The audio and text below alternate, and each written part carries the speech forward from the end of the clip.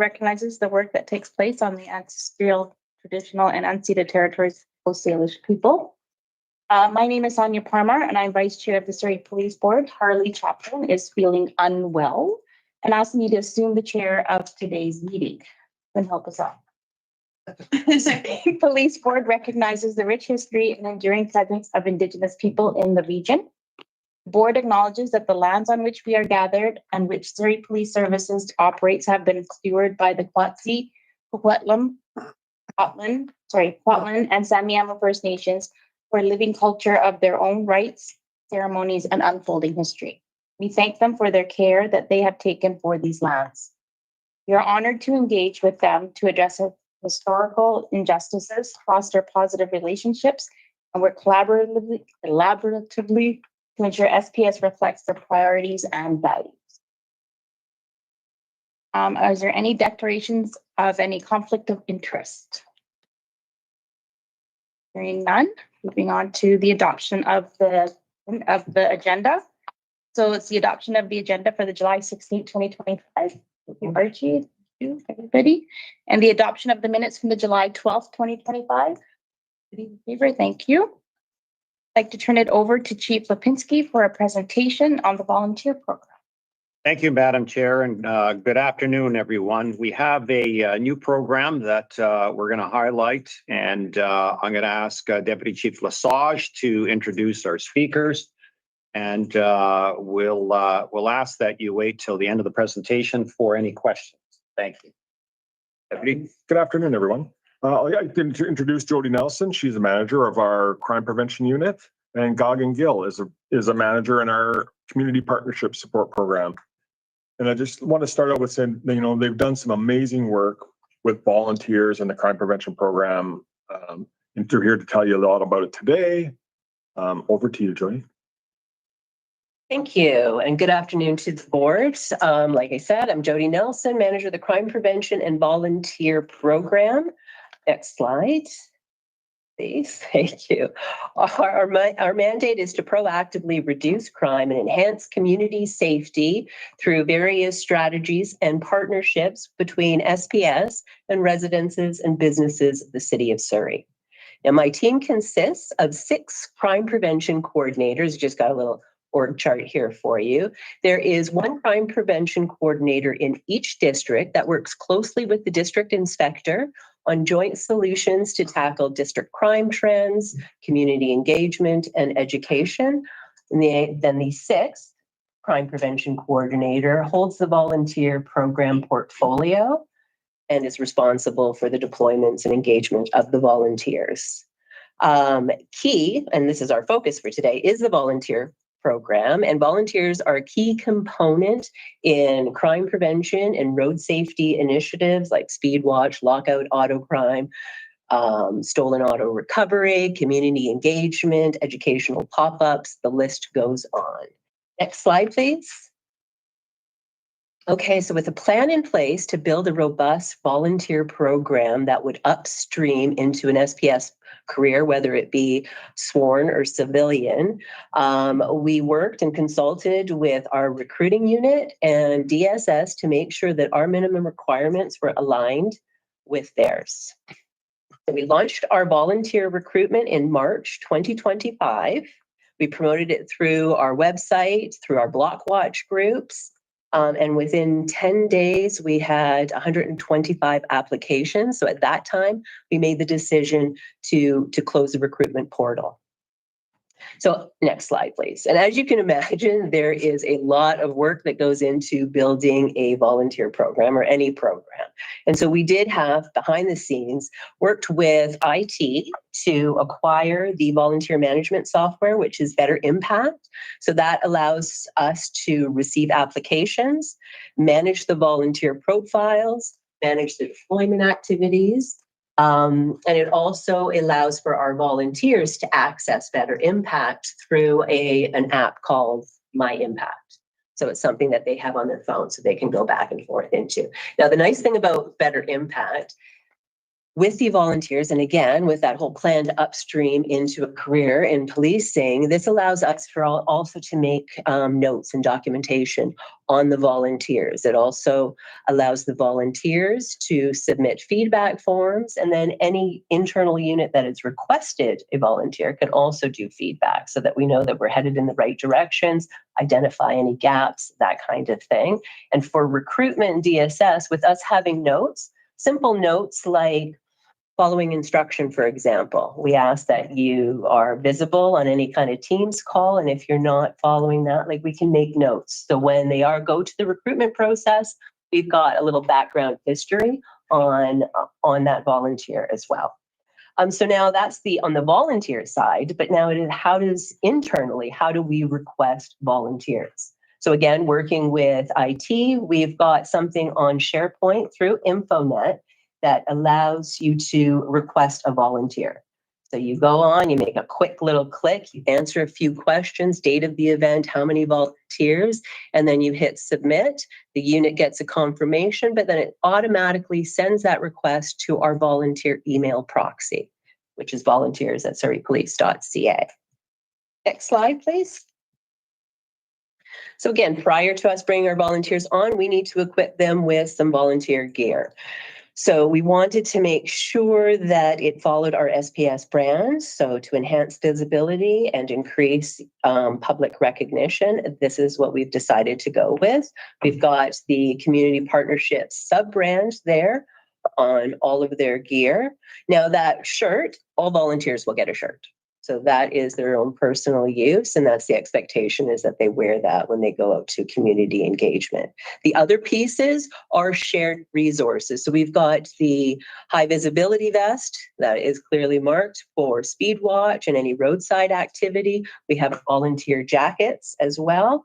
And then you see up in the corner, we've got a volunteer vest. That would be for if recruitment wants us to support them at an event, or if you're doing business engagement. So it is just to tailor the look depending on the deployment that you are doing. And then we've added the volunteer hoodie, because we do work a lot with the youth unit. So we've got that particular item that may be like a benchmark item or a recognition item that we give to volunteers. Next slide. And then we've got our vans. So in collaboration with our comms team, we decided on a vehicle wrap design that aligns closely with Community First. It incorporates very subtle, distinguishing elements, and it's aimed at clearly communicating that this is volunteers, that's why it's so large, supporting community safety. And you can't see it here, but on the hood of that vehicle is the big sub-brand Community Partnerships, much like the tent. Now with this, we have two vans, two wrapped vans and one unmarked or unwrapped van that we are using for stolen auto recovery, where we might drive through neighborhoods running plates and we don't want to have the high visibility of our volunteer vans. We do have 3 vans at our disposal right now.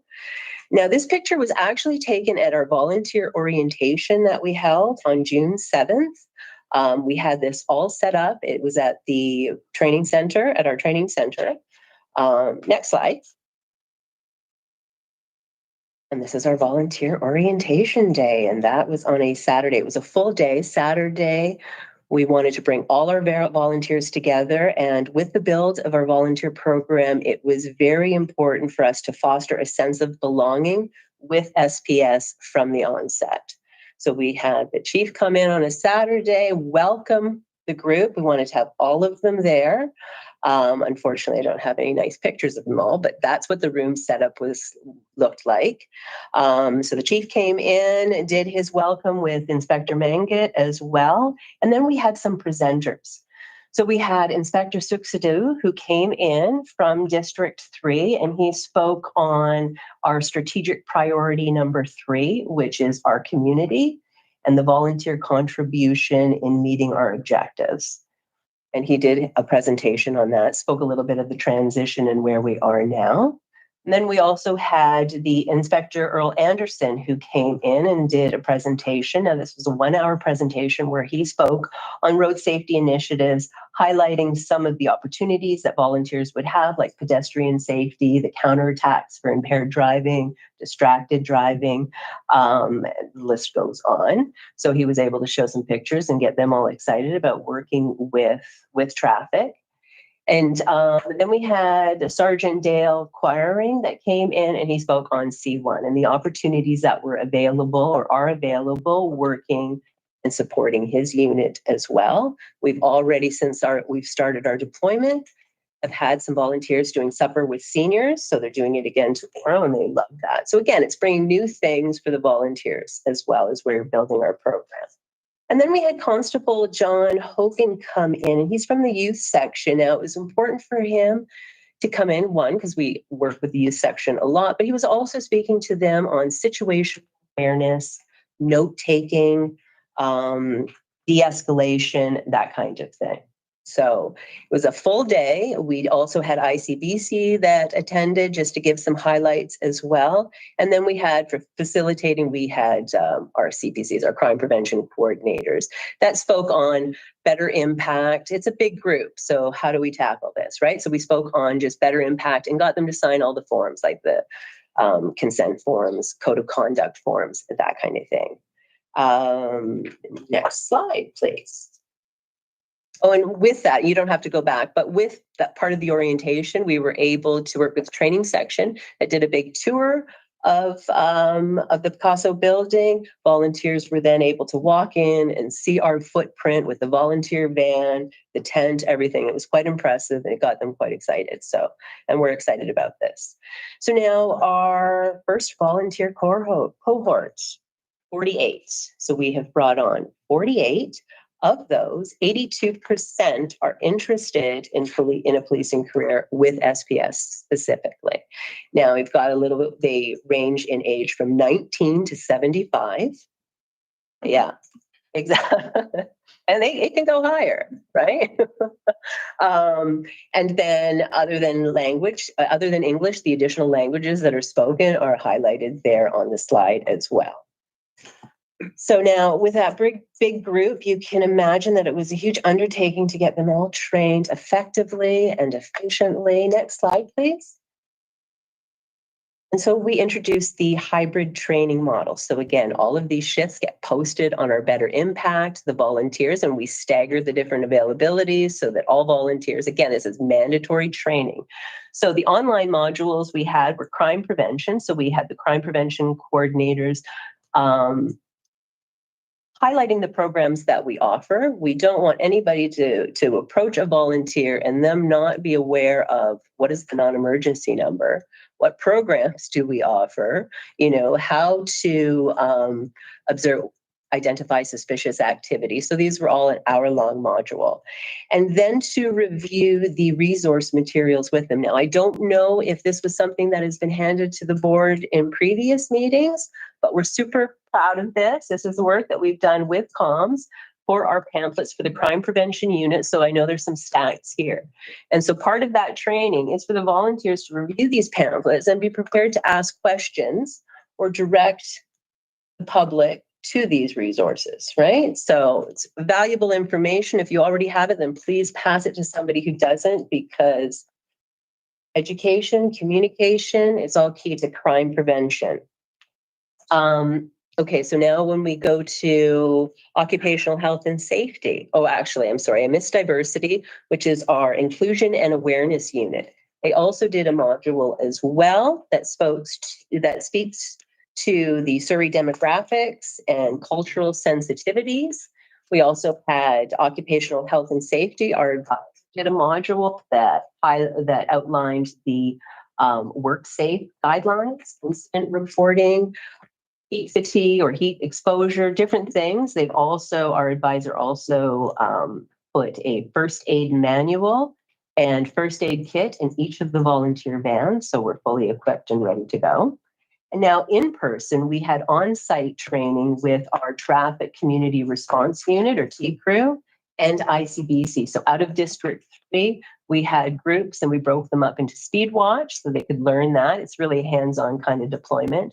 And then lockout auto crime in District 3, we went through the parking lot, identifying those vehicles that had left themselves vulnerable, and stolen auto recovery as well, running plates to see if they are in the system, if it's stolen, right? So this was an excellent opportunity for us to work with the volunteers because members of the community would come up, what are you doing? What is going on? And it was a way for us to show them how to de-escalate. Sometimes you have to, and then also to communicate what it is that we are doing and how it's everybody's responsibility as far as crime prevention. So as you can see here in this big bubble, I'm super proud of that. 658 training hours completed in the month of June. So yes, there was a lot of work, but we really wanted to have the official launch date on Canada Day, which we did. Next slide, please. So Canada Day, there is a picture there with one of our senior volunteers. As you can see, she's holding a pamphlet, and she came to our booth and had concerns about senior fraud and identity theft. And to see, and I was so proud because I was there, just to see him standing there, pamphlet open, educating her, having this conversation, really, that's exactly what it's supposed to do. So I do want volunteers, we want them elevated and enhanced and engaged so that they can speak to a lot of things that we offer. And then there's a couple other volunteers. So again, our table, our footprint, very clean. Okay, next slide. And developing our volunteers. So what does that look like? We have a probationary period of 3 months, check-in, we'll call that, and then the 6-month probation.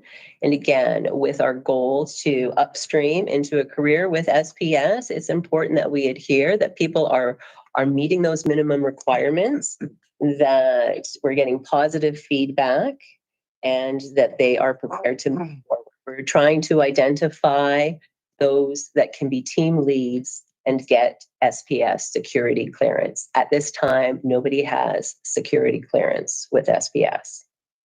Enhanced training, because again, you've got your basic training with all of these important initiatives, but now there is going to be supplemental training for that business engagement piece where you can go in when, again, as issues are identified within the district, we can deploy volunteers with flyers to go and educate as well.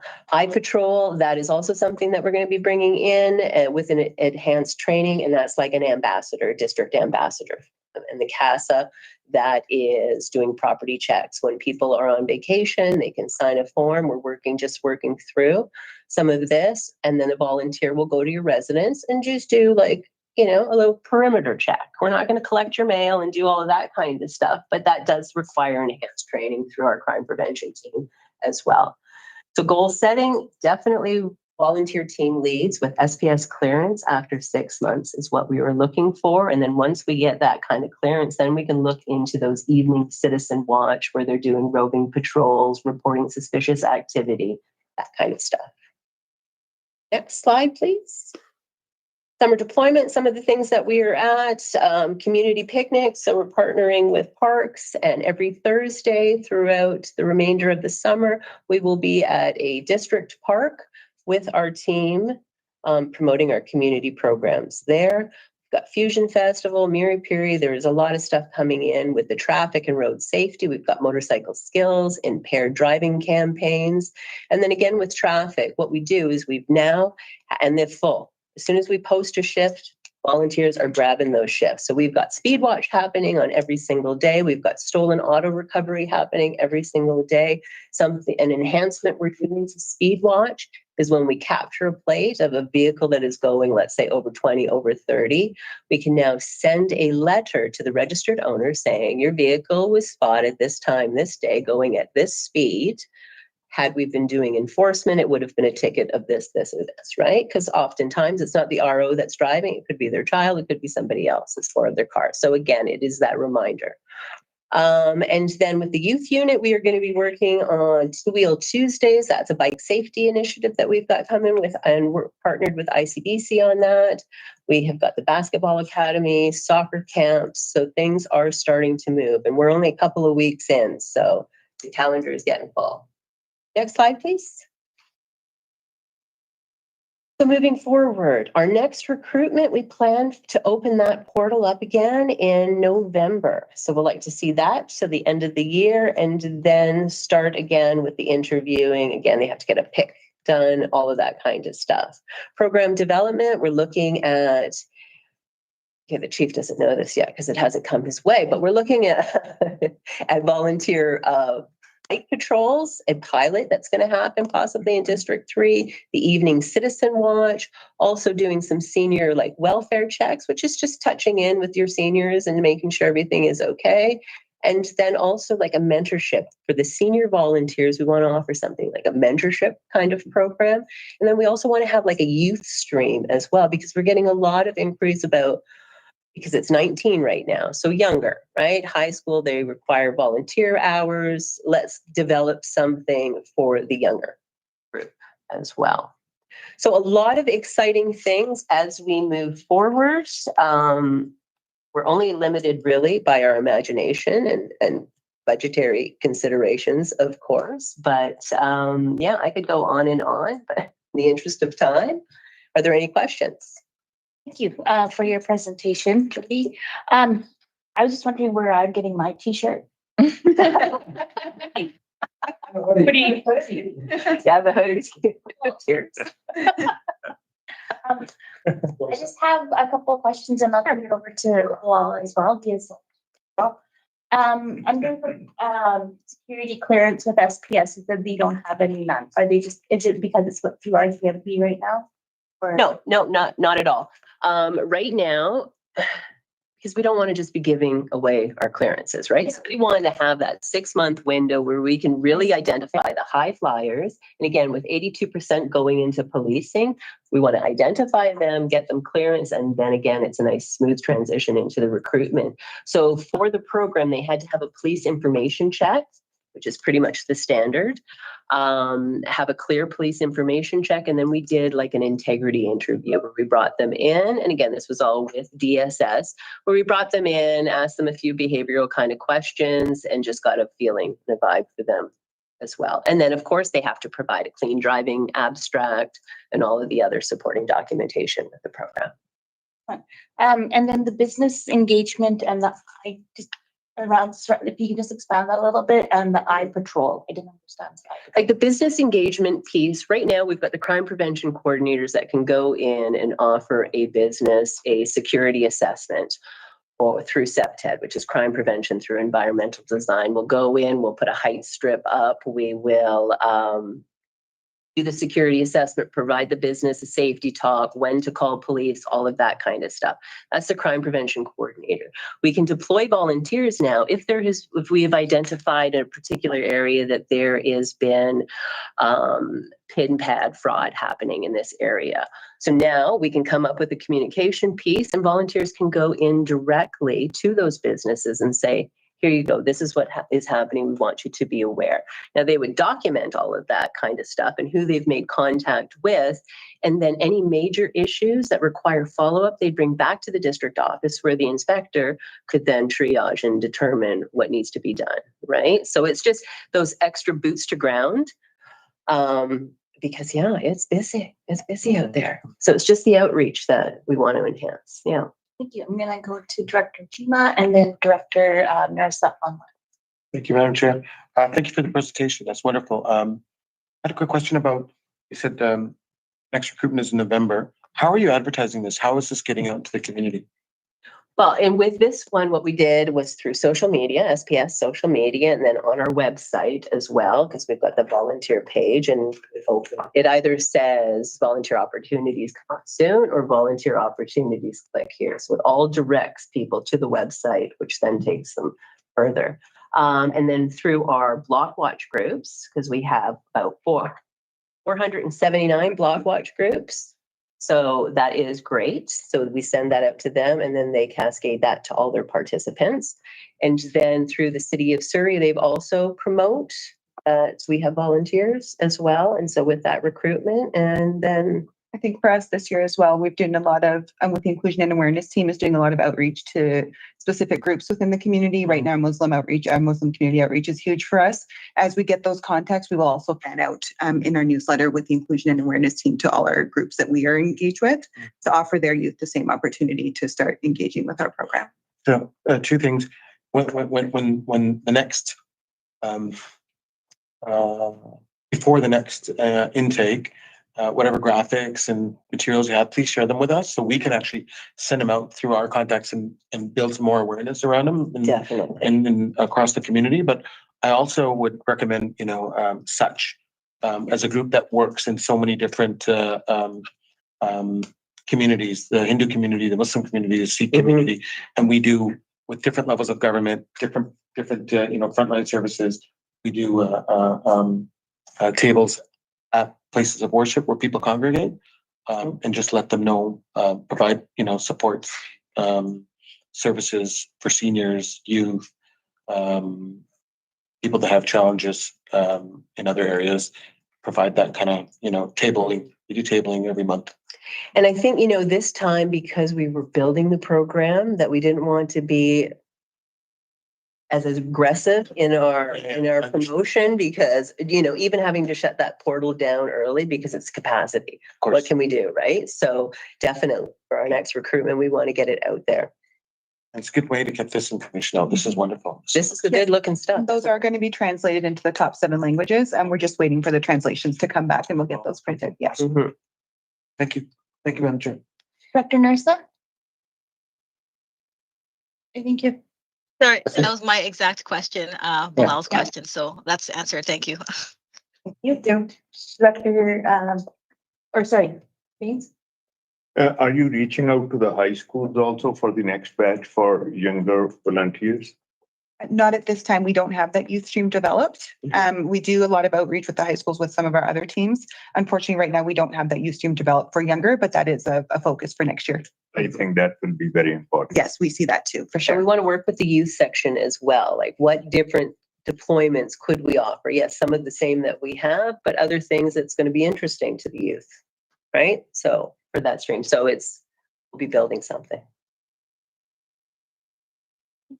Any other questions? Can I just make a suggestion, Chair, that it might be helpful for the future, if there's maybe it's the governance committee or a committee that can actually work with this program, sort of both for determining what's effective, so that there's more work done to develop the effective programs, assessing which ones might not be working quite right, and maybe they just need to be tweaked, or they should be discontinued.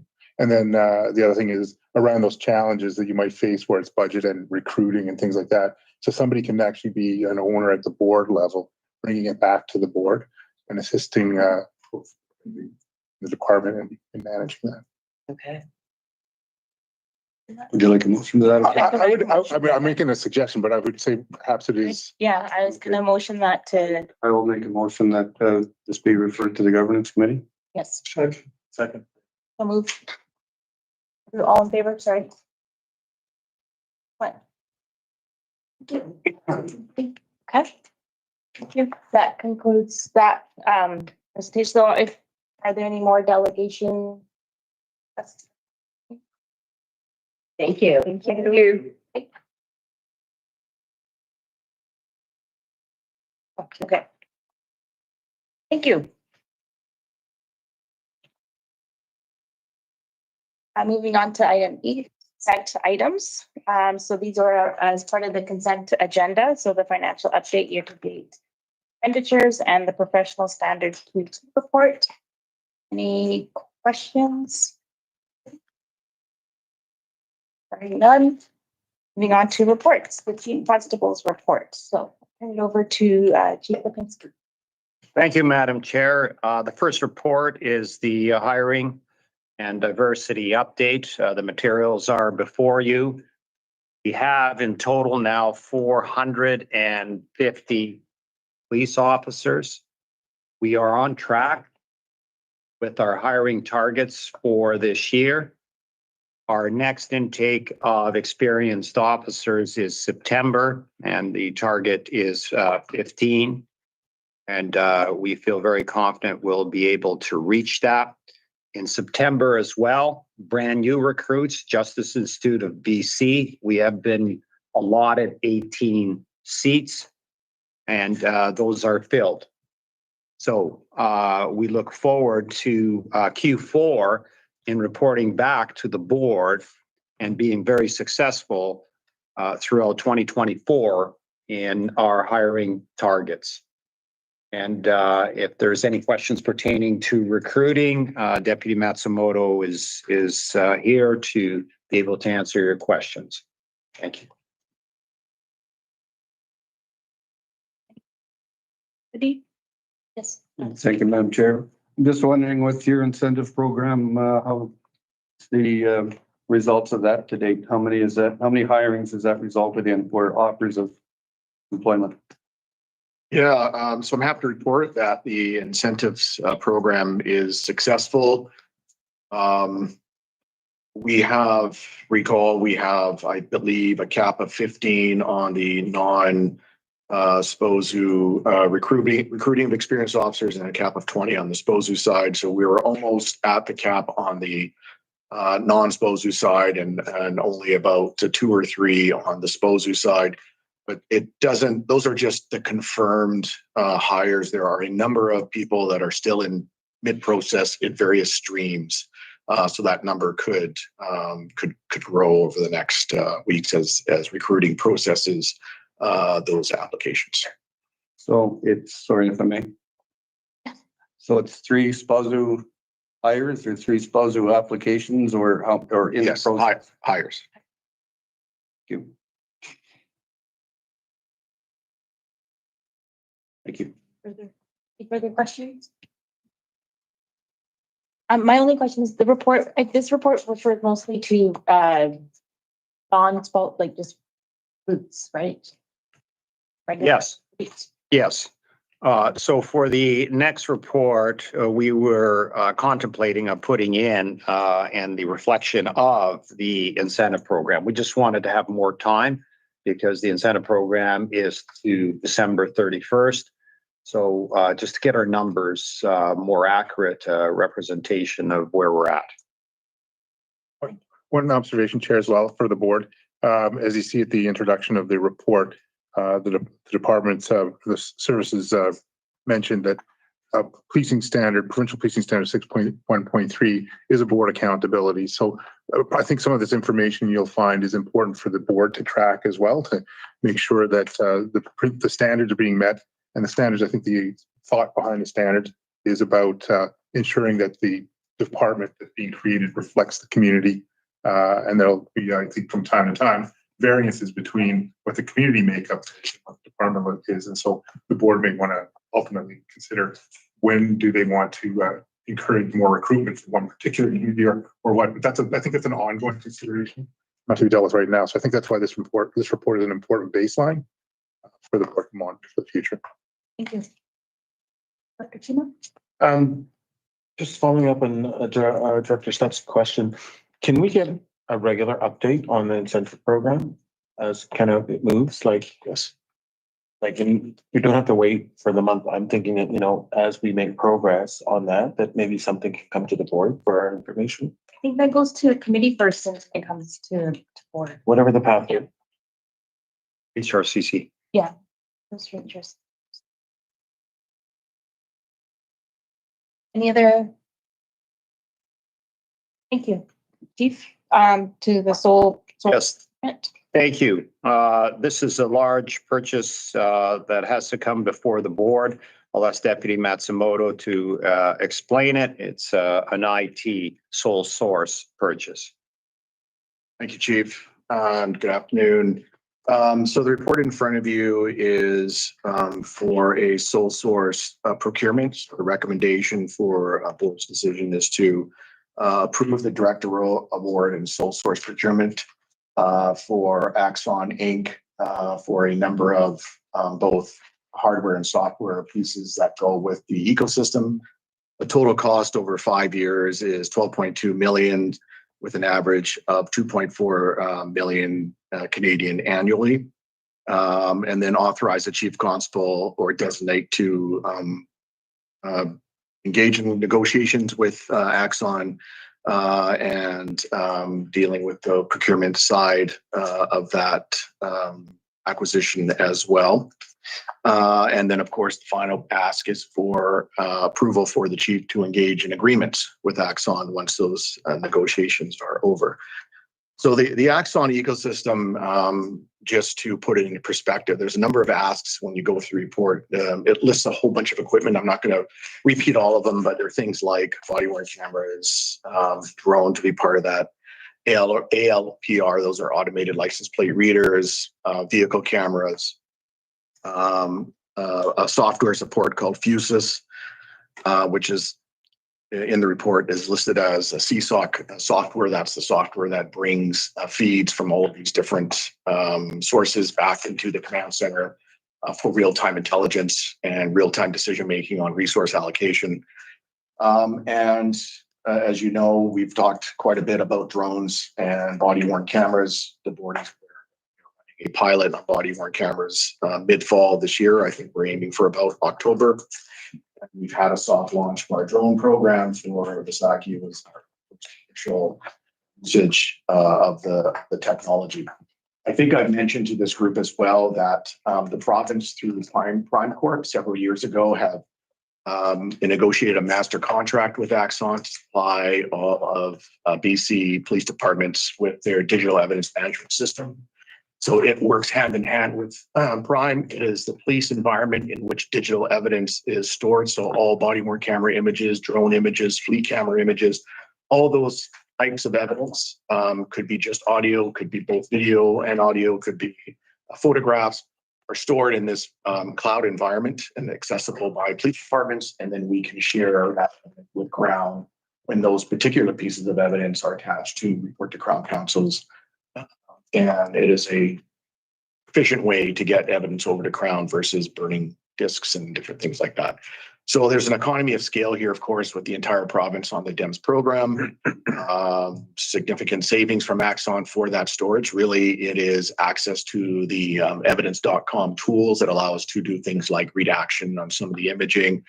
But really what the large cost is the storage space. So you can imagine, one officer wearing a body-worn camera for one shift, recording, 6 to 10 hours of high definition video takes up a lot of storage, and that is in fact a huge part of the cost. So what this system, or we'll call it the ecosystem, I'll just talk now about the sole source recommendation. So Axon has positioned itself well in the world. They do supply many police departments across the globe with body-worn cameras and other tools. They've created an entire ecosystem. The province has already bought the back end or the storage piece of that system. And we have gone out and made initial inquiries with Axon. And what's in front of you today is really a sort of, we can call it a subscription service. So we pay an annual cost. The equipment is provided by Axon. If the equipment is broken or needs repair or is out of date, then Axon provides a new piece of equipment. That's the subscription model. You get an economy of scale of moving towards an Axon ecosystem, significant savings. And quite honestly, the technology search out there, there are other providers of body-worn cameras. We've seen an experience of RCMP when they went through their initial procurement and landed on one particular company. It did not work out for them. And now they have moved towards Axon and are now deploying in test jurisdictions with Axon product. Vancouver uses the Axon product as well as Delta Police Department. So it is essentially the gold standard. So that's the argument for the sole source. The Axon services, both camera and or hardware and software, were budgeted in the initial IT budgeting for our posture, for our computerized environment, computer posturing equipment and digital equipment posturing. We had budgeted for this since day one. So that is just a high level summary. So if there's specific questions, be happy to answer. Thank you. I see everybody's got hands up, so I just want to remind everybody that this came in after the finance committee meeting. And that the chief is looking for authorization to make the expenditure that is larger than he is delegated to. And they've done their research on moving forward with Axon. So I'm gonna go to Director Spett, Director Chima, then Director Johnson. Thank you, Madam Chair. Your evidentiary gathering systems, are they compatible with Crown now? Or are Yeah, they? yes, in a roundabout Something way. over there right now and Crown not tell you to come back and do 5,000 discs? Yeah, it's a bit mixed in the ecosystem currently because what's happened is Crown's requirements were different than what the police agencies in the province needed. So as much as Axon worked for the police, it didn't work for the province. So the province through Crown have procured a in-house made digital evidence management system. And the goal is for the two systems to talk to make it seamless. So there are various ways in which police agencies across BC get their digital evidence to Crown. It's not exactly the same amongst all agencies. Some still are submitting secure drives, which are problematic because if you lose a drive, it's an issue as far as privacy. There are also secure file transfer systems set up. So it's a bit mismatched, but we are very soon going to be at a place where Crown is going to be ready to receive this electronically from police. Thank you. I think that's been a problem that's not new now or hasn't been. So I would like to see, for the benefit of the success of everybody and, that this matter with Crown be addressed, expeditiously, because that is one of the problems that we face when you hear people talk about catch and release and things like that.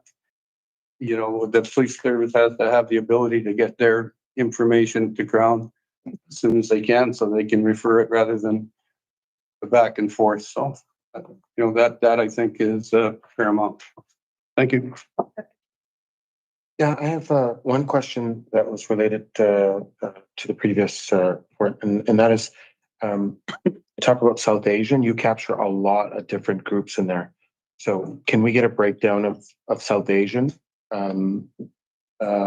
please? Yes.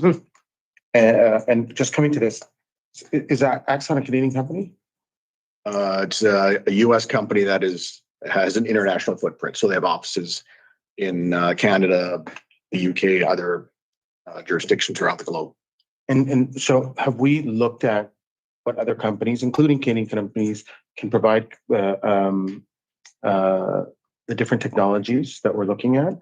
And yes, to say that it's going to take 57 days to carry out this review or to carry out this is not good enough. Like, we prepare and we plan. So to ensure that we're getting best value for money spent, we should evaluate what others can provide and what other local companies can provide and what the cost of those are. So,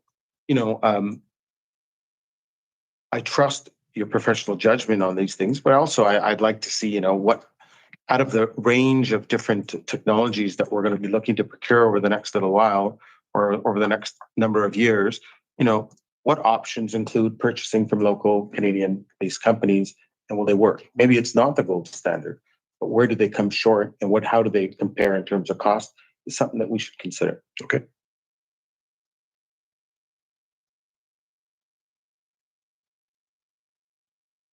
So I was just reading the conclusion part of the report, and it does say that some of the vendors have provided information in the form of written agreement, documents, or in-person presentation. So I feel that the chief has looked at different venues and vendors. But yes, I agree. A Canadian content is always admirable, but you've also looked at other leasing departments to see what they're doing and what's working for them as well, which is the cost savings measure. Sorry. Thank you, Chair. So I don't believe this has gone through finance. So this is a sort of a change in the protocol So, I guess building on what, Councillor Chima, was recommending, is there an opportunity to take this to finance before approval? Like, is there a rush on approval of this contract? I think that was the issue, right? I know- Sorry. Yeah, I can't speak to that perhaps at the moment. Funds. I think. Yeah, we don't have a lot. We don't have a lot of. Yeah.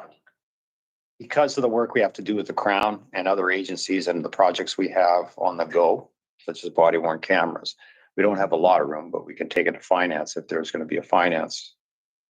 There won't be one till September. I think Yeah. just to clarify, the issue would then be that the board may need to delegate to finance the decision, because otherwise it would need either a special meeting to be struck to make a decision subsequently, or it would have to wait till September to come back to the board and be ratified. I think that would be fine. I also wanted to note that the expenditure is for equipment that the board has already been briefed on and it's already in the budget for. It's already in the budget, so it's something that it's just approved. It's giving the chief constable the authority to go ahead and move forward with the contract. Like, it's above the contract is above what he's allowed to sign off on.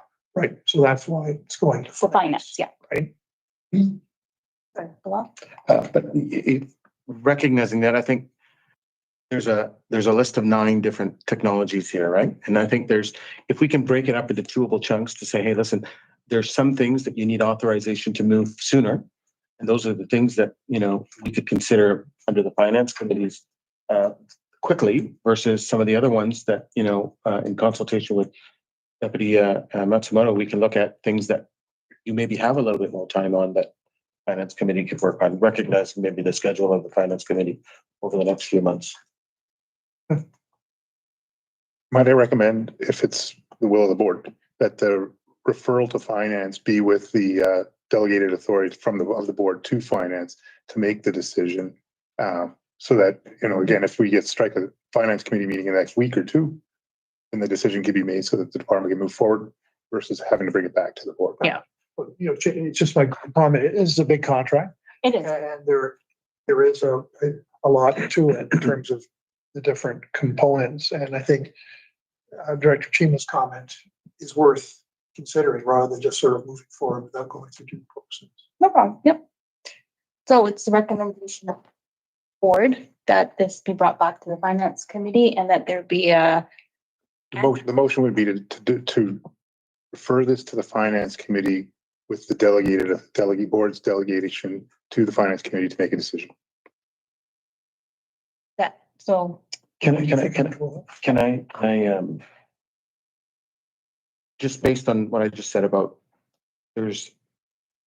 rather than look at this as kind of an all-encompassing piece, we should break it down into what's priority, because I think there's some timeline issues with being able to kind of negotiate some of this stuff, but being able to kind of come back with recommendations or a decision from the finance committee or something that comes back to the board in its entirety before finalizing should be based on what's absolutely critical and important right now. Since the board isn't meeting till September 11th, which is the next board meeting, the board would have to delegate the decision to the finance committee, who then would have to meet ad hoc basis. And also then to pick up on Director Chima's observation, I think that what we can do is before we schedule a finance committee meeting, I can liaise with the chief constable's team to talk about how might be the best way to break this up so that they have time to prepare that and present it. It may involve options. I know that one of the things that's in the report is while you might be able to say one thing's urgent, but other things are less urgent, there also is the value of bundling some things together to get a better price. So I think that it probably is a little bit of work that needs to be done to slice and dice that. And I think what we want to do is give them enough adequate time to the department to be able to do that, to give the options and then bring it back to the committee. Thank you. Sure. Thanks. I think the other piece beyond finance is how going with a different system might work, given that other services, organizations that we work with use this system, and how that can be a challenge in terms of integrating smoothly. One last observation, if I may. I think that while it's delegated to the finance committee, and the way I think, as I understand the governance manual, the finance committee is constituted with people who can vote. If there are other directors who wish to attend, because concerns that might fall a little bit outside the direct ambit of finance, they're welcome to attend. It'll also vote on the decision, but we can try to arrange that so that all perspectives are welcome and you get to the decision you want. Yep. And that goes for every other committee too. That's exactly what I was going to say. I was just going to clarify that all members are welcome in any committees, but they don't vote. They don't have a vote unless they're on the committee. So. Yeah. Good. So the motion is that this be taken back to finance, and that finance will bring the director to the chief constable. So I think the motion, as I understand, the motion would be that the board delegates this issue to the finance committee and directs the executive director to confer with the chief constable about how to a presentation that gives options, but that the finance committee is delegated the authority to make the decision on behalf of the board. Mary, did you get that? Almost there. Any motion? And I motion. Second. Favor? Thank you. The chief constable update. Yes, thank you, Madam Chair. Two issues that I'll discuss. First of all, July 28th at 6 o'clock in the morning, we'll be taking over the west side of South Surrey, commonly known as B5. We're all set to go. We've been working with our colleagues, the RCMP, and making that transition very smooth. Now that we have gone through Wally and Newton, D1 and D3, we have a template, and we're excited in moving forward and serving the community on the west side of South Surrey. The east side will take place. The transition will take place in November 20th. And again, we'll be using the same template on that. And Deputy Lesage is here to answer any questions that one may have on that. The second item I will talk about is extortions. And I just want to bring an update about what the SPS is doing. Number one, we're working in collaboration with a number of different police agencies. We are making progress on these investigations. We continue to message to the public to report them, any extortions, any threats to the police, and to not pay. I can tell you that now we've had an influx of additional complaints. And so our communication plan, to some degree, is working. Given the amount of people that are stepping forward who just received those extortion threats, and there wasn't any violence associated with them.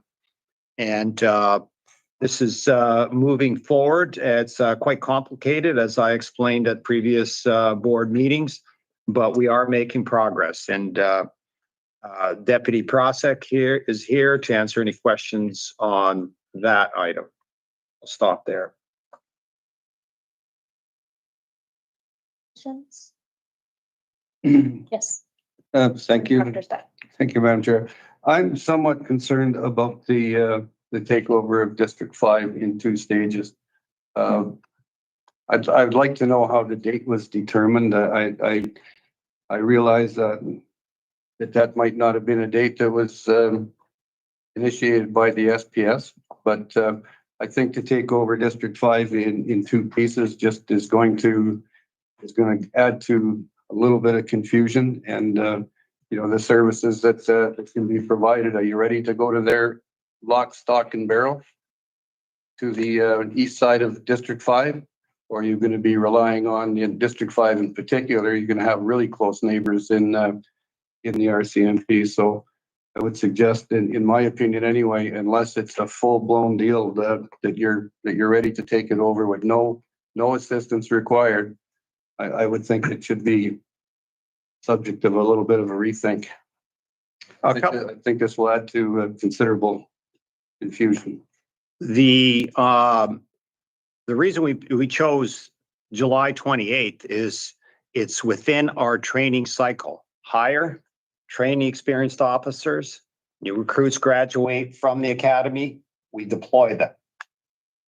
We do the same thing for November. Why November? Because in September, we will hire experienced officers. We'll look to have another graduating class from the JI and we deploy them. To wait until we have somewhere in the order of 50 people, that would mean we'd have to wait until November to take over the entire South Surrey. Problem with that is it's not a cost efficient model. We'll be hiring and I could deploy half and they could demobilize, but otherwise I'd hire half.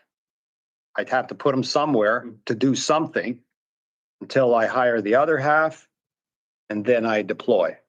So our model is the most cost-effective way of hiring and deploying.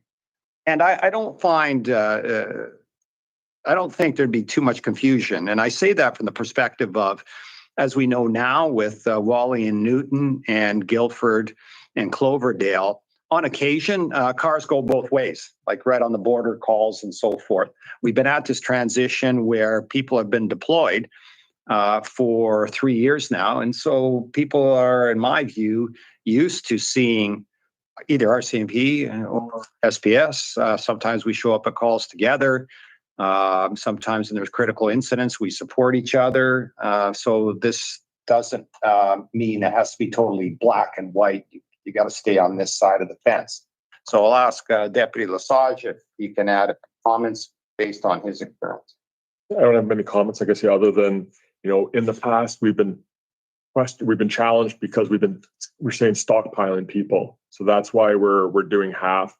The decision was made on how it's based on the number of files that we're taking over the last 3 years and where those files are. That's how the line was drawn in to make it so that when we take on a group of people, we're taking on all the skill sets and we're deploying, and then we'll do the same for the other half. So that's how we're kind of, it's not so we have people sitting on the sidelines waiting to go. They're immediately taking over roles in real estate.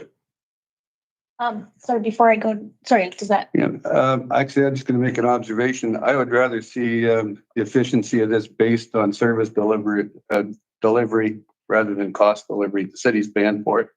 And I'm sure we would rather have the most effective service delivery. And I would take that precedence on that over the cost effectiveness of it. Tough word, but thank you.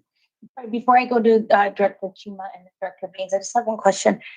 This coordination of taking over D5 or the south side of D5, that was done, we've been briefed on it since day one a little bit, but that was done in coordination with the RCMP.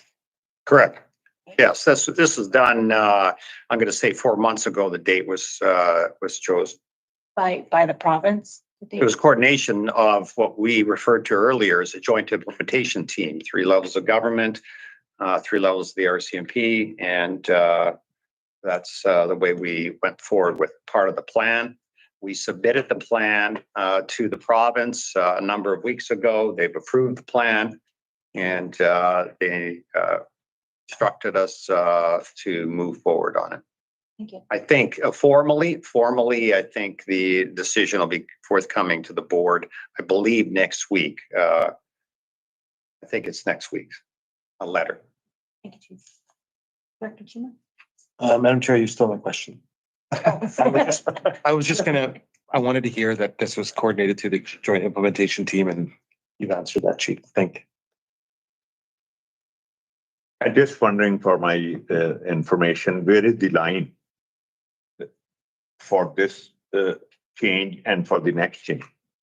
The line of the split? Yeah. It's right down 152 down to Highway 99. So we will have one border crossing in the entire west. Okay. 150. And November up to the whole. The whole. The whole, yeah. Thank you, Chair. So, to pick up, Director Stepp's comment, are there any operational concerns?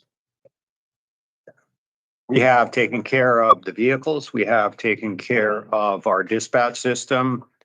We've taken care of frontline investigators. Deputy Prosek is here if any questions pertaining to the investigation part of it. So we've got a plan. There's agreement on the plan. We move forward. Move online. Barring none, thank you. No, just one Oh, more. sorry. About this task force, can you elaborate on that? Who is involved and who is in charge? Can you expand, Director, on which task force you're referring to? For this, what is happening right now in the community, the safety issue, where federal and provincial and SPS is involved dealing with the Okay. Vehicle. So there's some things I can talk about and there's others I cannot because it impacts other agencies and I'm not privy to expand on their operations. But I'll suggest there are 3 groups that are addressing the ongoing extortions and related violence threats across the region in collaboration with one another. The one that the chief has been quite vocal about is the SPS's extortion investigative team. So that's our internal team here at SPS. And so what we've done is we've taken experienced officers from a number of areas in SPS's investigative services. And who's in charge is ultimately the chief and me overseeing those teams. And then there's another group that is multi-agency.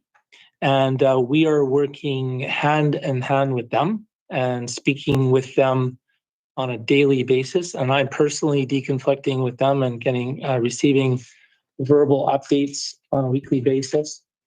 Then you mentioned federal, there's federal efforts as well. And we are collaborating with them as well. And sharing the same database? Yes, to a degree. The federal agencies have access to different databases than we do, but SPS has this access to the same data as all of our municipal partners in the area, including the RCP. I'll suggest that it is SPS, one of SPS's very top priorities is all hands on deck right now. Thank you. Thank you for that, Chief. Any other questions? Thank you.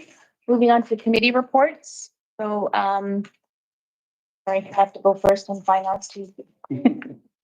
So finance met earlier this month. We have 2 reports here one's for enterprise risk management. So finance at our meeting on July 7th, the board approved amendments to the Finance Committee's terms of reference that delegate board responsibilities for developing an enterprise risk management framework to the committee. While enterprise risk management, or ERM, is shared accountability of the board and Chief Constable, ultimately the Chief Constable and the team he leads at SPS have a primary stake in identifying risk and creating plans to manage risk and mitigate problem risk if they occur. It is impossible to avoid risk and equally difficult to plan management for all risks. The board's role is to ensure that risks are appropriately weighted and given appropriate treatment. Some risks are more likely to occur, but have less impact if they do. Others, like a natural disaster, are more remote, but have greater impact and potential to cause business disruption. To set a course for the Chief Constable and the board's work on ERM, the Finance Committee met on July 7th and reviewed a report prepared by board staff that you will find in today's meeting package. The report outlines the general steps that organizations typically take to develop the ERM framework and processes for registering risk to be monitored, setting thresholds for altering the board about a risk that has materialized and establishes disciplines about monitoring and reporting.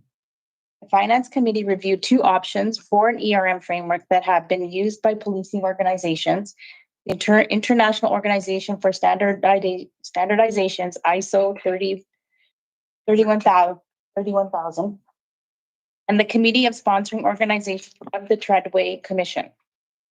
Both are international standards and are designed to be customized to different types and sizes of organizations.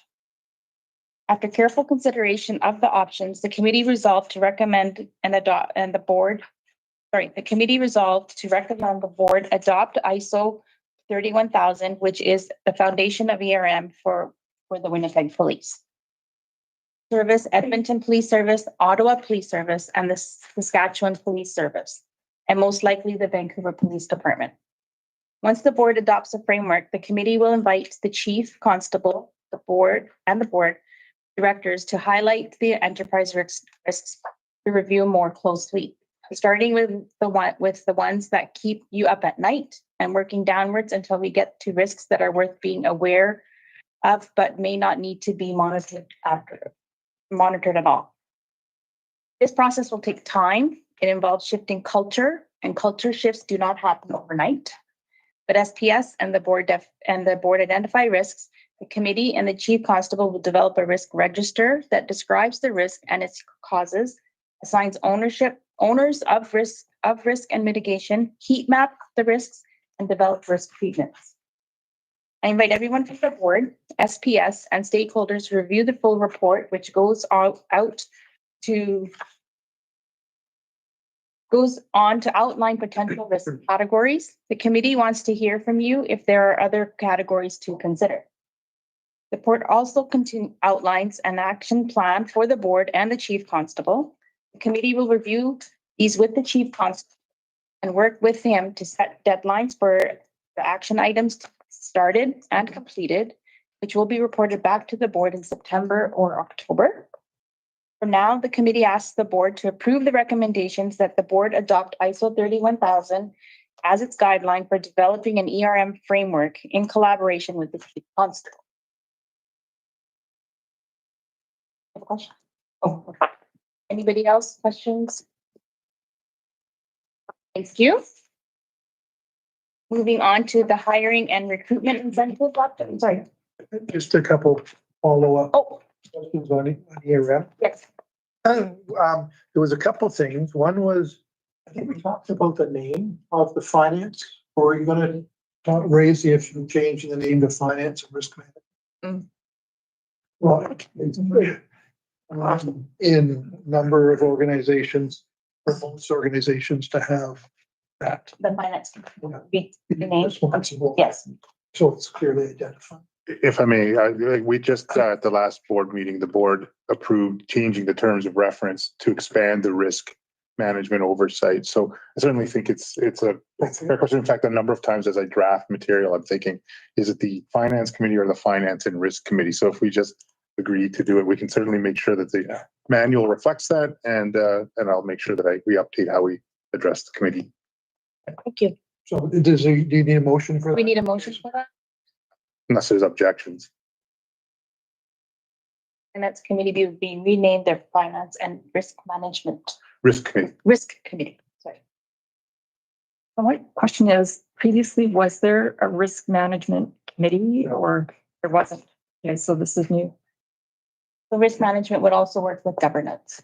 So again, if I may, just to speak to that, Chair. So when the board considered the changes to the terms of reference for finance, they mentioned the references that the board actually has ultimate oversight of risk, but it was the way the manual had been written, it made it impractical for the board to be doing the lion's share of work that goes with that. So the decision, I think, and the recommendation was to refer to the finance committee, finance and risk committee, to do the groundwork.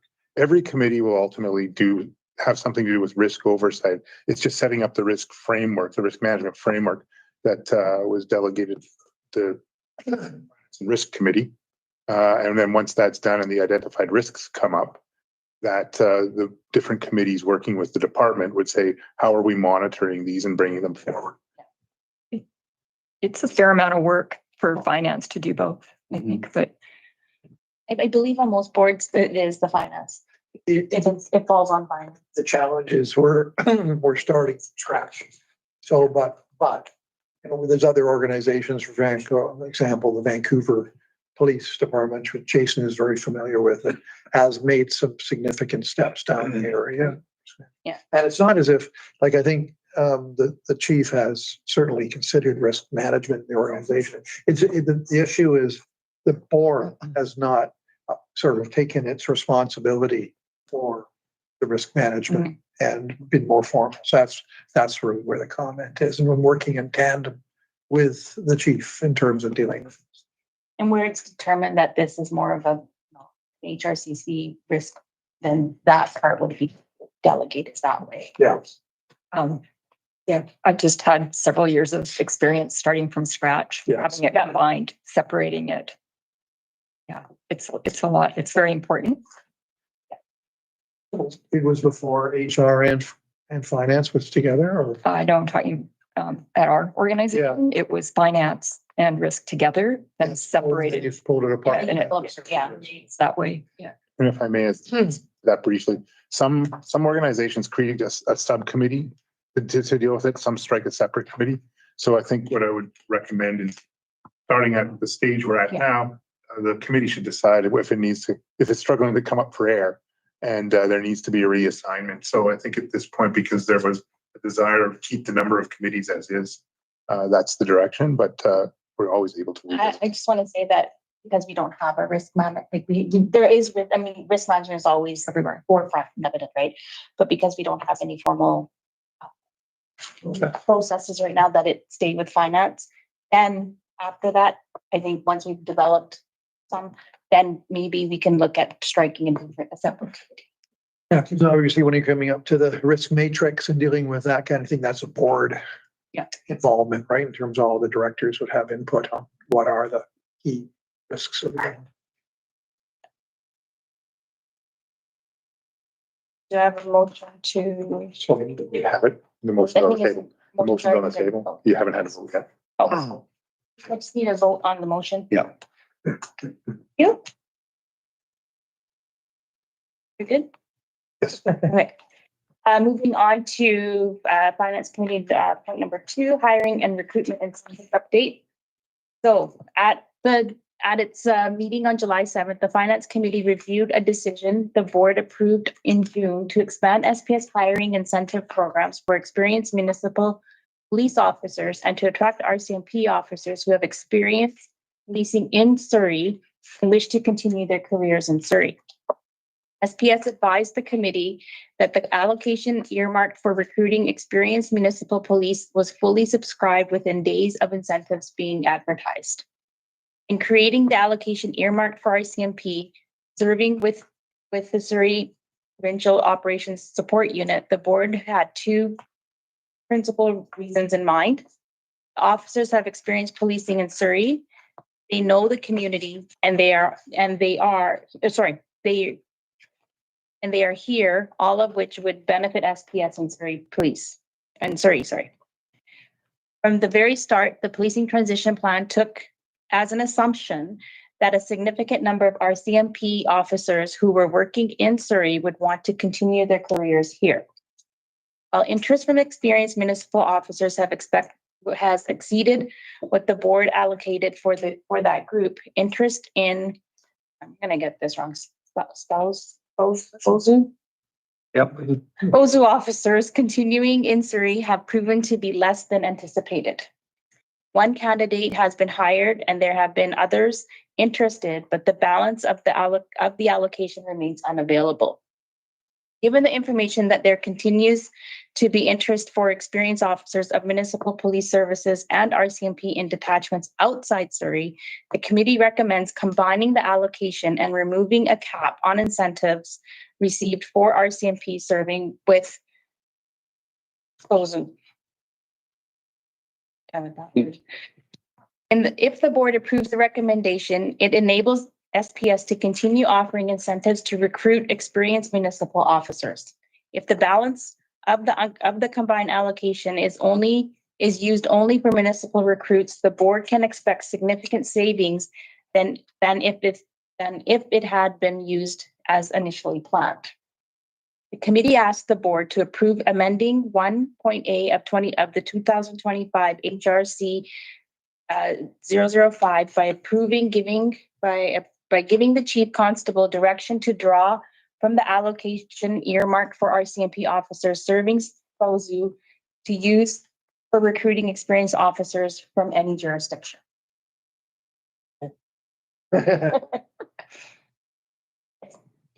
So basically what you're saying is it's 25 across the board. Yes.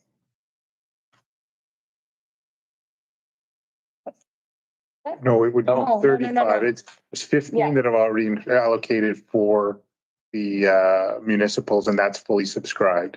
There was 20 reserves for what was going to be the SPOSU officer, some of which I think have been taken up, and there's a remainder. So I think what the recommendation that the committee was proposing was to combine all of the allocation and to remove any caps and to give the chief the discretion to use the remainder up to 35 total hires, including the ones that have been hired, to continue to recruit up to 35 new recruits.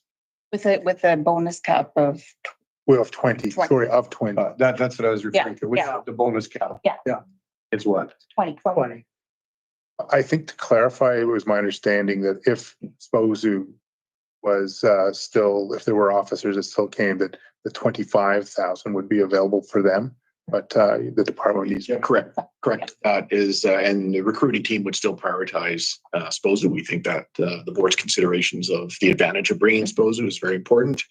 And so the recruiting would still allocate the 25,000, which was for SPOSU to SPOSU.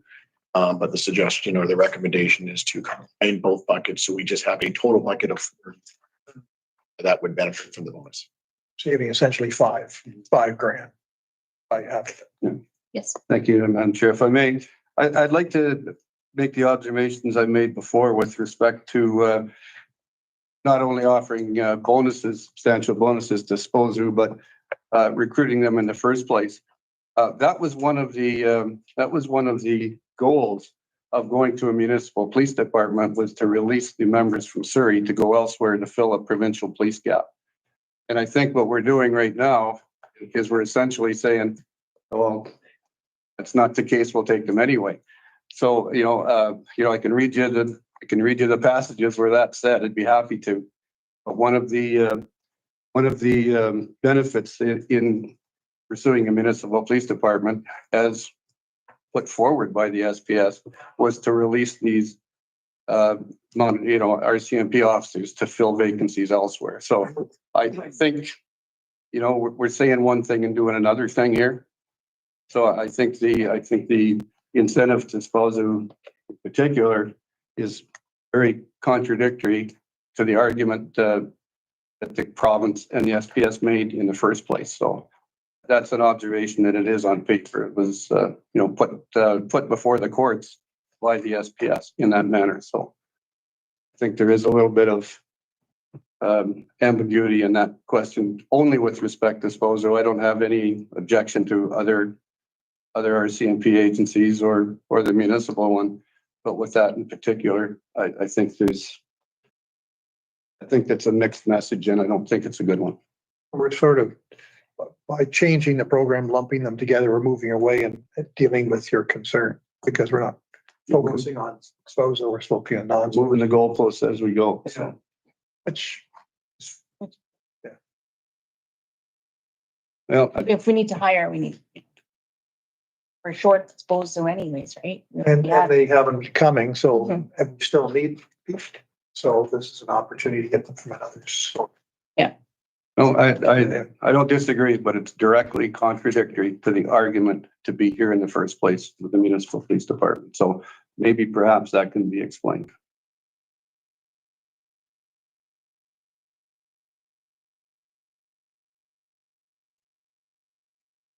I'm not sure.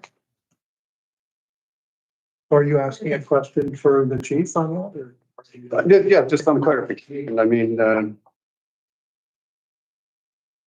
from this document here that was presented at the judicial review by the province on behalf of the FPS, one of the paragraphs specifically states, this means to be path forward, SPS is capable of achieving POJ status by September 2023.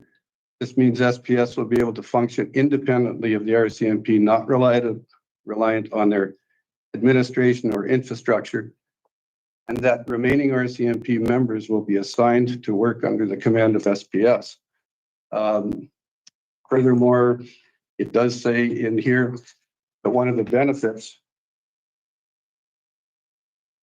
is to release the RCMP members from Surrey to fill vacancies throughout the province. So I have this document for anybody that'd like to read it. I think it might give you some valuable insight as to where we're moving here.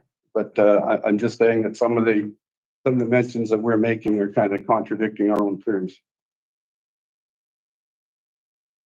So, perhaps it's directed to, or the chief. Yeah, if I may comment, this was from the HRCC. This was in fact an idea that was born out of the discussion at HRCC. So perhaps I can refer to that committee. The chair is not here, but. Yeah, I think being newer, had not realized that this was a commitment that was made. So I think when we talked about it at HRCC, it made some sense to us that we have Surrey RCMP who knows anything any better. They're already here. And that's what that was about. And it seems that that contradicts Director Stutt. Well, I'm going to hand it. I'll give each a copy of this, and you can peruse it before our next gathering. We've sort of, as a legacy issue, we move forward with information, experience. Yes. I can say that, that paper was penned a number of years ago. Things have changed. We have an environment now. We have an obligation to recruit. And the premise of the HRC's submission was proper in the sense of having people move over that are here that want to stay.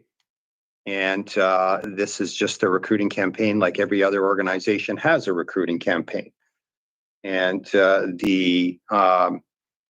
you know, some agencies are offering up to 25,000. And we are offering 25 for the SPOSU, 20 for anybody outside of SPOSU. So we have to look down all streams. And there's many documents written in the past by all forms of government and police agencies and so forth through this process. But as the environment changes, we have to change as well. But supposedly that was HRCC's. And we had adopted the bonus program in June, right? So that was already adopted. So we're just amending that. I'm just making an observation based on a document that was entered before the court, in an attempt to influence the decision before the decision was made. And it was based on being fully reliant in 2023 with 900 police officers. And we find ourselves not there. But I just want to remind the board that we're just amending, that we're amending and our previously adopted. Yes, Director Chief. I think moonwalking back into the past, I think we need to look forward and given that, the tumultuous path we've been on and more certainty that we're seeking, that the approach and the change to the approach is reasonable. And whatever happened in the past. There's a lot of things that happened in the past, and I can go, probably each one of us can say at a time where we didn't think and weren't comfortable with what was happening. But let's move forward. Yep. Our responsibility at this table is to the people and to public safety in Surrey. And that's what we need to be focused on. And so if we can ramp up and we can do it quickly, and we can do it responsibly, and we can recruit and not force, because that's not the issue. The issue is recruiting and campaigns to recruit people to stay in Surrey. And I'm sure there are people there on the SPOSU side that they think about it in the future and decide to stay in Surrey, but they have that opportunity. And we need to do and work with the police service to focus on getting those experienced officers and those expertise that we require to be able to staff up and move towards that transition finalization. Yep. Thank you. I'm not arguing that point, Director, not at all. No. I'm just saying that the goalposts keep moving. And it was based on, largely on this document. We find ourselves here. I'm all in favor of doing whatever we can to enhance the best police service that Surrey can possibly have. And that's the position of me as a director. That's the position of the city. And whatever means it takes. But, there is another saying that, if you fail to, respect history, it repeats itself. So there are things, I hear the move forward stuff all the time. I probably hear it a lot more than anybody at this table because I hear it every day. But I also say we're here. There's a reason why we're here right now the way we are. So we have to have the best forward. But I would like the board to respect that there is some history leading up to that. And with that in mind, I'll provide you a copy of this document when we adjourn. Thank you. So the question is, the board approved combining the hiring incentive allocations for municipal experienced officers and Surrey RCMP serving with SPOSU and approved giving the chief constable to use the combined budget to recruit experienced officers from any jurisdiction. That was the motion that's before, so while you approve it, Director Stark, second, all in favor? You good? Thank you. Moved. Thank you, everybody. So turning to governance committee, I'd like to turn it over to Director Allen. Verbal report. Thank you, Chair. Can you guys hear me? Yep. All right, perfect. Okay, so the governance committee met on June 18th to discuss several items referred by the board. And while we don't have any decisions to present at this time, I'd like to take this opportunity to update the board on our current work. So we reviewed an SPS report on emergency operations and planning policies. And this report was prepared following the Lapu-Lapu Festival tragedy and outlined SPS policies for emergency preparedness and response plans specific to Surrey. The committee is satisfied that the existing SPS policies, which the board has previously approved, remain effective and do not require revisions at this time. Additionally, we received a report from board staff analyzing policies and tools used by other police boards and their chiefs constables to enhance governance and oversight over major policing events. So these tools are intended to complement our current policies, and we will review recommendations provided by the executive director, specifically 38 recommendations from the Morden report to determine which require action from the committee and should be incorporated into new policy development. Major policing events encompass a broad range from the Vaisakhi Parade to fireworks festivals to FIFA watch parties and satellite events. And any large-scale public disorder requiring extra police resources might qualify as a major policing event. It will be up to the board and the chief constable to decide whether to establish protocols for planning or responding to such events. And the committee also reviewed highlights from two key reports. The first I pre-mentioned, the Morden report on policing the 2010 G20 summit in Toronto, and the Rouleau report on policing the trucker convoy in Ottawa. So both reports emphasize the importance of a strong relationship between the board and the chief constable, as well as transparent information sharing. It's clear that the police chiefs should have considerable autonomy in operational matters during these events, but the reports also underscore that boards should oversee and ensure the adequacy of operational plans. The reports include several recommendations for police boards and chief constables, some actions to be taken individually, some collaboratively. We asked Chief Constable and Interim Executive Director to review these recommendations together and then report back to the committee, which we have been substantially implemented and which are not really relevant in our context and which may require further development by the SPS board. So once we hear back, the committee will consider whether any guidelines or rules necessary for oversight or major policing events are required. So that is that for major policing events. With regards to community engagement on priorities, goals, and objectives, the committee also discussed ways to assist the board and chief constable on fulfilling their statutory duty under section 26(4) of the Police Act to identify priorities, goals, and objectives for the SPS. We reviewed provincial policing standards 6.1.2, emphasizing the importance of engaging the public in setting these priorities. This includes input from the City Council, Indigenous leaders, Surrey schools, community organizations, the business community, and residents. At that point, we would like to really recognize the positive work that SPS has already done in previous years through community surveys and engagement efforts. And whilst those past engagements have been valuable, the board now aims to take greater ownership of hearing directly from the community about their expectations for police services. So our goal is to clearly translate community feedback into guiding directions for the Chief Constable and the SPS. So earlier this May, the board met with City Council to gather its priorities. The committee is currently developing a stakeholder list to reach out to multiple stakeholders across various sectors, business, faith-based, social, and cultural. Director Stutt has kindly offered to help us leverage the city's and the library's engagement resources. So thank you, Rob. We've directed the staff to design an engagement strategy for review and approval later this summer, with outreach beginning as soon as September. Some activities such as surveys or town halls may need additional resources, which will be considered by the Finance Committee.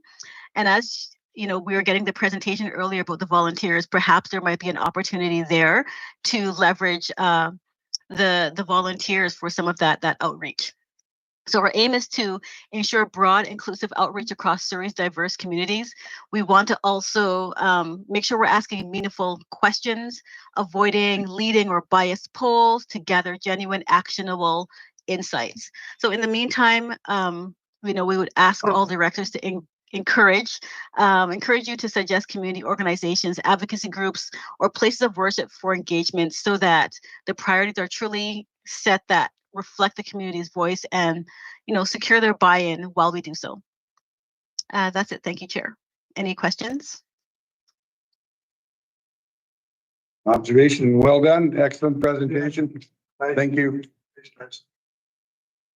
I do have one question on safety, right, around festivals and stuff. Is it the Chief Constable be working with the city because they kind of coincide, or is it that we're not working in silos? Yeah, there is, Madam Chair, there's a joint committee. Any major event, we have meetings with the city to talk about the numbers, the equipment, etc. Thank you. Thank you, Director. Thank you. Moving on to Human Resources and Compensation Committee, I turn it over to Director Moore. Director Kawana is not able to be here today, so I am providing this update. So the committee met on July 11th to review SPS senior management compensation policies. It is the first substantial review since the policies were adopted at the launch of SPS. The review will maintain the principles established by the inaugural board of the SPS, aligning compensation with the City of Surrey and benchmarking SPS executive compensation to the city's senior management compensation. Once the review is completed, any recommendations to update policies will be brought back to the full board for consideration. The committee also began a compensation review that involves surveying other comparable police services and the compensation ranges they offer to the chief constable, deputy chief constable, superintendent, and inspector positions. The committee selected comparators that it considered to be police organizations to which the board could potentially attract or lose employees, as well as those in geographic areas where the board competes for talent. The committee has also instructed the survey consultant to advise on similarly structured organizations based on the number of sworn officers, population served, and annual operating budgets. The committee also considered business in a closed session in accordance with Section 69(2)(c) of the Police Act in order for the committee members to engage freely on matters before resolving on recommendations to bring forward to the board. No resolutions were made by the committee at this time. That concludes the report. Any questions? Thank you. Thank you. Did you say the comparators included city management? Comparative to senior management at the city. Sorry. Thank you. Moving on to the interim executive director's report.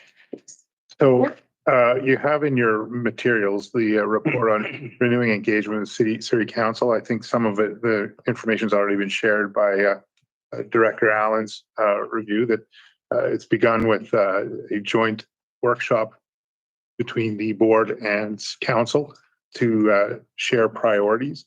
But as the report highlights, anytime you have a transition from a different model to one model to a different model, there's just a need for change management, and the change management needs to be sensitive to the expectations that were created under the first model, and making where possible accommodations that may not be completely consistent with the new model, but that help to make the transition smooth.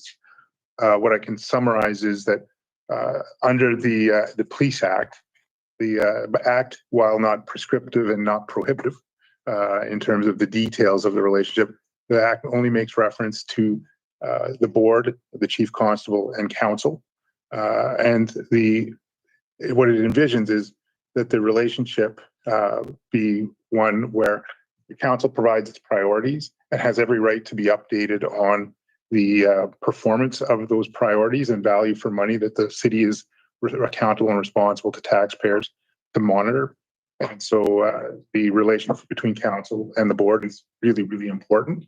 And so work needs to be done to ensure that it's a positive, collaborative, and responsive engagement between the two bodies. And the report makes no further recommendation, but it was really providing context to help the board and the public understand the role of the board in the police board model. Thank you. Any questions? Yes. Thanks, Madam Chair. I'm just going to reiterate what I said earlier, that this involves council, and the mayor is a member of council. She's not separate as because she's the mayor. She still has she still is one of the 9 councillors in the city. And I respect what executive director mentioned with regards to like taking over, being used to a system in the past and transitioning. We get it. We understand all that. But, to put it in context, most police departments in Canada are over 100 years old. Everyone in BC is, with the exception of Abbotsford. They grew by the population, the needs of the population, car by car, man by man, established police boards, and they grew together. This is a different animal, if you will. This has taken a huge chunk and dropping it in the middle. And I think the more we can do, within the context of the Police Act, but I think we should take this a little more informally, where we can actually reach out and talk to each other that includes, that includes members of the SPS, contacting counselor, contacting the mayor as well. I think a lot of things don't need to be made into a formal, situation. I think there's all sorts of avenues to just talk. And I think that we should respect that. I mean, it's a rapport building, avenue. And I've said before, we're standing in the middle of the bridge. We're waiting and welcome. So, I think not disrespecting the police act. I think that there should be, in view of the distinct uniqueness of our situation, that certain things should be accommodating of that unique situation. And in terms of perhaps some informal, decision, I would leave that up to Chief Lipinski to discuss, but I don't know if she is adverse to informal conversations or not. But I think the more we can do to build this bridge in a rapport building status, matter. We're not here, like I said, to give instruction. We're not here to give direction. We're not here to comment on operational things. We're not here like that. We just want to get this thing going smoothly. And not to belabor the history of things. I want to put it behind us. We all want to put it behind us. The best way to put it behind us, talking to each other. That's what we feel. Thank you, Chair. Thank you, Councillor Stutt and Director Stutt for your comments. I just had a few thoughts. I was watching, I mentioned earlier that I was watching a webinar this morning on relationship building between administration and council. It was a municipal presentation. And the key things that came out, I think, are some of the things that Rob was just referring to, is that relationship is the cornerstone, in my mind, in terms of moving forward and developing a healthy organization and ensuring strategic alignment, operational efficiency, and probably the most important, public trust. So I was really encouraged by the chief's comments earlier today on a building relationship with the mayor. And I think that's fundamental, because I think weak relationships can result in dysfunction and turnover, which is something we really don't want. And also, from that political tension. So I think what identifying regular check-ins, he was talking about that. I think that's very, very good. It's informal.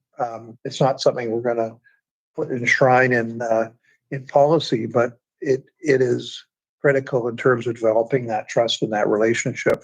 And then the other point I would like to make, it doesn't happen by accident. It's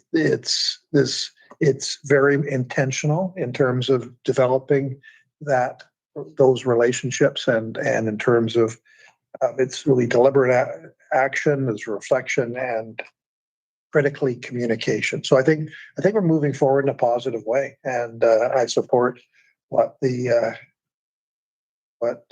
Jason put forward in his memo.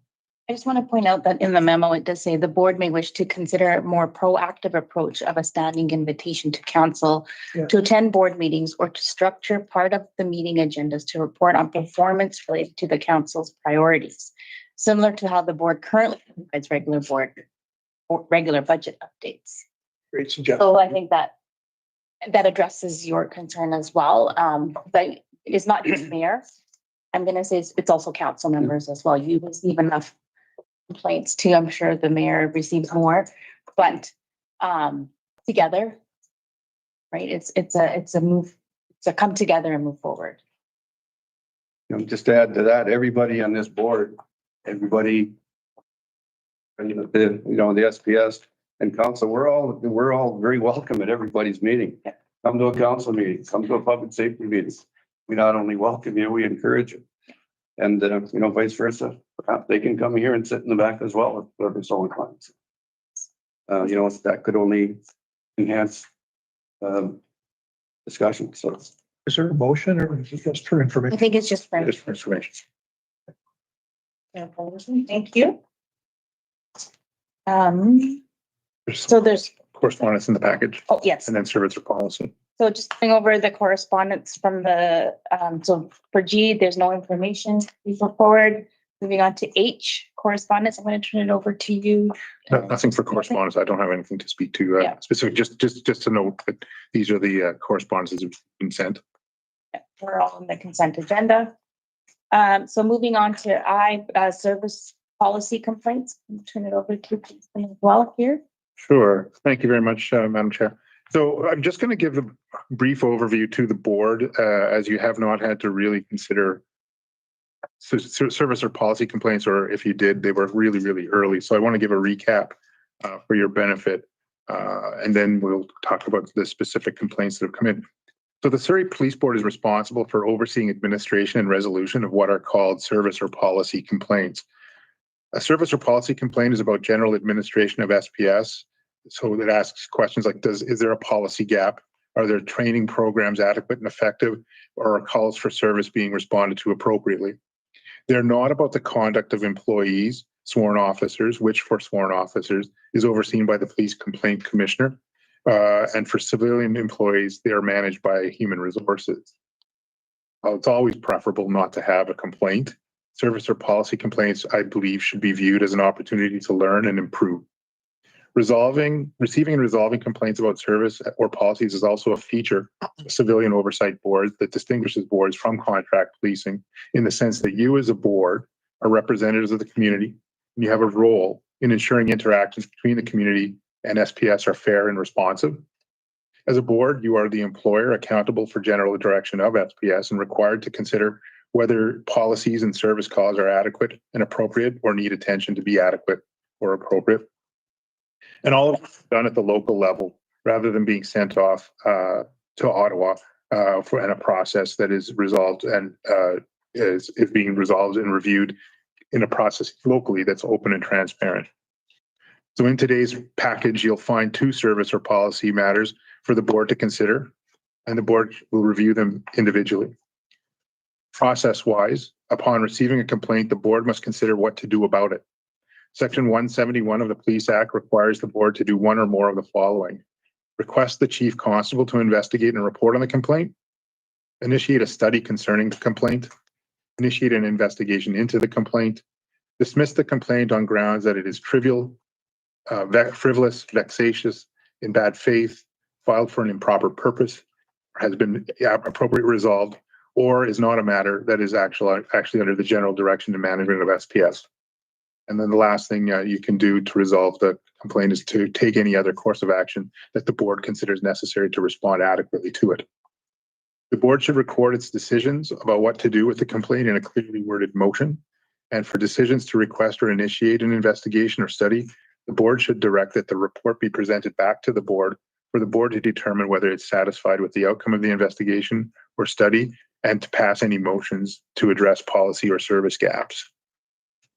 So I'll just present for you, and ultimately I think it would be prudent at some point for the board to decide whether to have either a committee like the governance committee or designate somebody from the committee to do the role that I'm doing right now and take the board through the complaints so that this is a board discussion. But service policy or policy file number 2025-001, it can be summarized as on June 26th, the board office received an email from an individual whose father had been in an automobile accident and contacted 911 for assistance. The complainant says his father was injured when he called for assistance, and he raises concerns about the adequacy or appropriateness of the emergency operator's response to the father's call for assistance. The complainant alleges that the operator said that unless the father was bleeding, it didn't qualify as an emergency, and advised the father to call a tow truck. The complaint further alleges that no emergency services were dispatched. The complainant says that the incident raises concerns about the training and protocols for emergency operators, including how an emergency is defined and assessed, and about the reliability of the emergency response when it was needed. The complainant asked for an investigation into the handling of the call, an assessment of training and protocols for emergency operators, and a response on any actions taken to improve how emergency calls will be handled in the future. keeping in mind that the allegations would need to be investigated and then to be substantiated. There will always maybe another side to the story, but staff recommends that the board receive this as a complaint because on the face of it, it appears to fall within the board's jurisdiction. And staff further recommends that the board adopt a motion directing the chief constable to investigate a report and report on the complaint. Thank you, Madam Chair. One question, if I may. It refers to a 911 operator. Is that ECOM or is that OCC? I think that's what the investigation would need to determine, because on the face of it, you appear to be, or the way it's presented, is that this would be a operational center here in Surrey. So I think that's something to be investigated and determined. Are you asking for a motion? Yeah, the motion would be, the recommendation is for the board to receive the complaint, if this has a complaint, and adopt a motion directing the chief constable to investigate and report on policy file 2025-001. Oh.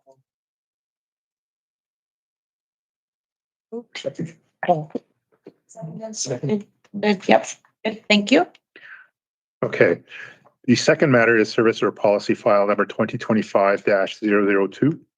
On July 10th, the board office received an email with attachments from an individual who complains about a lack of enforcement to address vehicles operating on Surrey streets with modified mufflers, resulting in excessive traffic noise. The complainant is enjoined by others who raise similar concerns that can be found in the documents attached to the complaint. The email and the attachment set out locations where the vehicles are operating, which would appear to be within districts 1 and/or 3. On the face of them, the allegations appear to raise concerns about the adequacy or appropriateness of resourcing, training, and or policies in regard to policing and enforcement of traffic noise limits in the Motor Vehicle Act and City of Surrey bylaws. The complainant also proposes a number of actions that may be taken, some or all of which may ultimately be outside the jurisdiction and authority of the board and the SPS to implement, but should not foreclose on the board reviewing and considering any measures within its authority to ensure adequate and appropriate enforcement. Therefore, the staff recommends the board adopt a motion directing the chief constable to investigate and report on service or policy file 2025-002. Questions?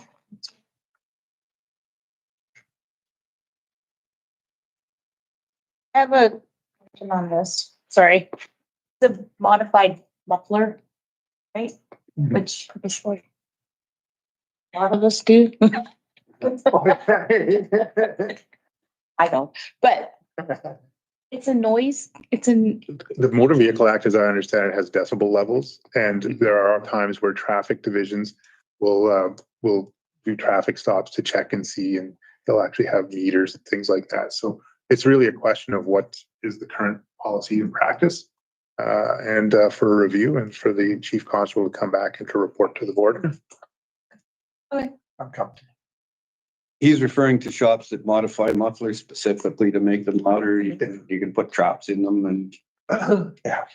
I don't know all that involved. but it's a matter that it would have to be subject of a bylaw and it would be a bylaw matter to enforce those things. So part of this is bylaw related or Might be a part of it's not. city. Pardon me? It might be a referral back to the city for a bylaw.